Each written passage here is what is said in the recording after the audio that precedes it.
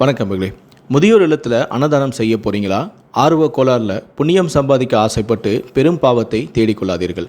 முடிந்த அளவுக்கு இந்த வீடியோவை ஸ்கிப் பண்ணாமல் முழுமையாக பார்த்துட்டு அதுக்கப்புறமா நீங்கள் முதியோர் இல்லத்தில் போயிட்டு அன்னதானம் செய்யுங்க. சரி, வாங்க இப்போ வீடியோக்குள்ளே போகலாம்.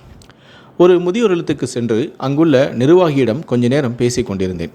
எனக்கு 10 ஆண்டுகளாக அவரோடு பழக்கமும் உண்டு. அந்த சமயத்தில் அங்கு வந்த ஒரு நன்கொடையாளர் தன் மகளின் பிறந்தநாளை முன்னிட்டு ஒரு வேளைக்கு மட்டும் அன்னதானம் அளிக்க விரும்புவதாக கூறினார். மேலும் குறித்த நாளில் பகல் 12 மணிக்கு வாழைப்பழம், ஸ்வீட், பீடா, வடை, பாயாசத்தோடு சாப்பாடானது முதியோர் இல்லத்துக்கு வந்துவிடும் என்றார்.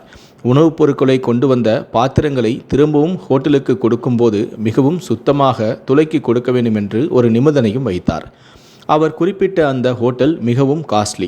ஒரு ஸ்பெஷல் மீல்ஸுக்கு 150 ரூபாய் வாங்குகிறார்கள். அவர் போனதுமே அந்த முதியோர் நிர்வாகி சில விஷயங்களை என்னிடம் சொன்னார். அதாவது, பெரும்பாலான முதியோர் இல்லங்களில் சொந்தமாக சமையல் கூடமும் சமைப்பதற்கு ஆளும் உண்டு.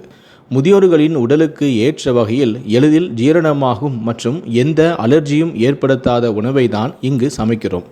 நம் மக்களின் ஆர்வக்கோளாறு மிகுதியால் புண்ணியம் சம்பாதிக்கும் வெறியில் ஒரு நல்ல நாள் விசேஷம் என்றால் அன்னதானம் செய்கிறேன் என்கிற பெயரில் பரோட்டா, சில்லி பரோட்டா, கொத்து பரோட்டா, தந்தூரி உணவுகள், ஸ்வீட், நூடுல்ஸ், ஃப்ரைட் ரைஸ் என்று வாங்கி அன்னதானம் அளிக்க வந்து விடுகிறார்கள்.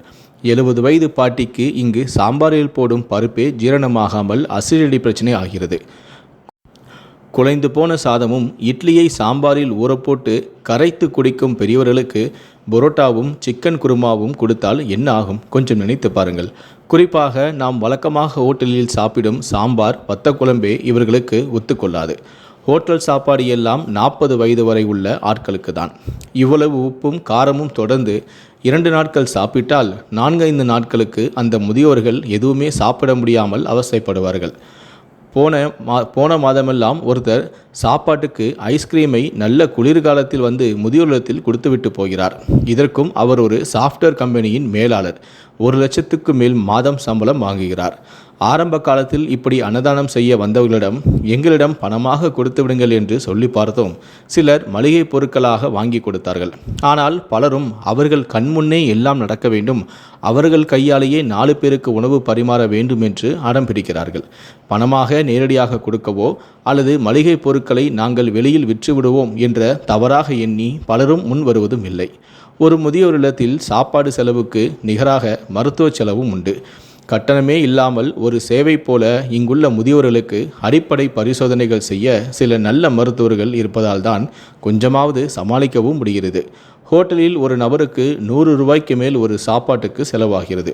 ஆனால் நாங்கள் இங்கு சமைக்கும் போது ஒரு நபருக்கு ஒருவேளை சாப்பாட்டுக்கு அதிகபட்சம் 45 ரூபாய்க்குள்ளேயே அடங்கிவிடுகிறது. அதுவும் எந்தவிதமான பக்க விளைவுகளும் இல்லாத முதியோர்களுக்கான சாப்பாடு.